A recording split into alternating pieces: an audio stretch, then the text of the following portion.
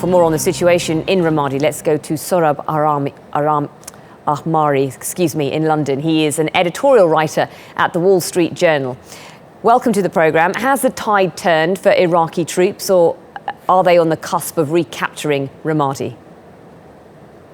Well, from the reporting coming out, it seems like they've made real progress. The real test is, as you said, there are parts of the city that are still uncaptured, and whether they can defuse Islamic State's network of improvised explosive devices and use of human shields, which makes fighting very difficult for decent armies that don't behave the way Daesh does. So all told, I guess we will have to see, but the progress thus far has been encouraging.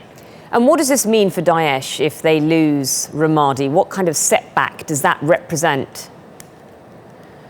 I think it's, in terms of morale boost, the real morale boost is to the Iraqi army after the humiliation of losing Mosul and Ramadi and the retreats that were quite embarrassing.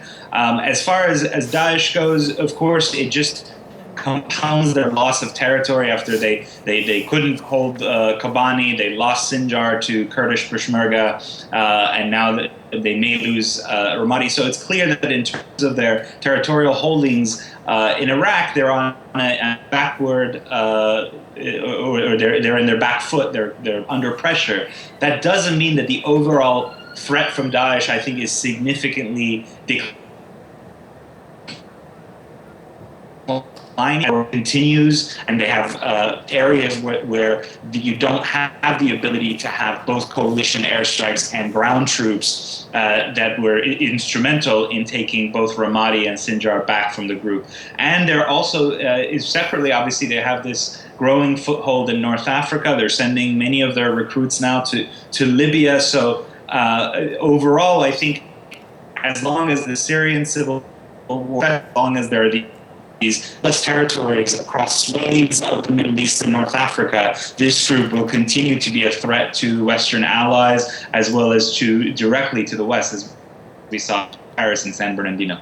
Okay, Sohrab Ahmari, we'll leave it there. Apologies for the poor quality of sound in that interview.